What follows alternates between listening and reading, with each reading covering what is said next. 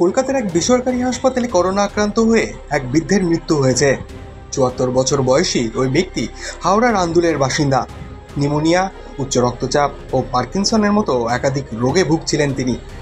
চিকিৎসকদের মতে মৃত্যুর নেপথ্যের মূল কারণ ছিল কোমরবিডিটি। এই নিয়ে গত এক মাসে শহরে করোনা আক্রান্ত হয়ে মৃত্যু হলো ৩ জনের।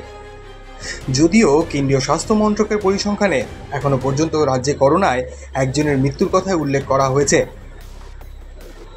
এদিকে কেন্দ্রের ওয়েবসাইটে গত ২৪ ঘন্টায় নতুন করে কতজন করোনা আক্রান্ত হয়েছেন সে সম্পর্কে কোনো তথ্য নেই।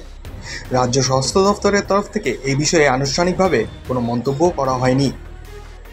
সর্বশেষ তথ্য অনুযায়ী পশ্চিমবঙ্গে করোনায় মোট আক্রান্তের সংখ্যা ৭৪৭। এর মধ্যে ৪১২ জন সুস্থ হয়ে বাড়ি ফিরেছেন। কলকাতা ও আশেপাশের অঞ্চলে আক্রান্তের সংখ্যা সবচেয়ে বেশি। কলকাতা পুরসভা এলাকাতেই ৩৭০ জনের রিপোর্ট পজিটিভ। এই ভাইরাস সরাসরি আঘাত হানছে আমাদের শ্বাসনালীতে, বিশেষ করে ফুসফুসে। তা এখন সবচেয়ে বেশি প্রয়োজন ফুসফুসকে সুস্থ ও সক্রিয় রাখা। চলুন জেনে নিই ফুসফুস ভালো রাখার ৬টি কার্যকরী ঘরোয়া উপায়। লেবু ও ফলের জুস খাওয়া শুরু করুন। খালি পেটে লেবুর রস ও বিভিন্ন ফলের অ্যান্টিঅক্সিডেন্ট সমৃদ্ধ জুস ফুসফুসের কার্যক্ষমতা বাড়ায়। খাদ্য তালিকায় গাজর, পালং শাক ও কলা রাখুন। এই খাবারগুলো দেহের টক্সিন পরিষ্কার করে ও ফুসফুসকে সজীব রাখে। রাতে গ্রিন টি পান করুন।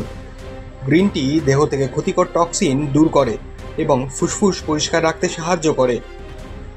ভিটামিন এ ও সি সমৃদ্ধ খাবার খান। গাজর, কমলালেবু, ব্রোকলি, আমলকি, টমেটো ইত্যাদি শ্বাসযন্ত্রকে মজবুত করে।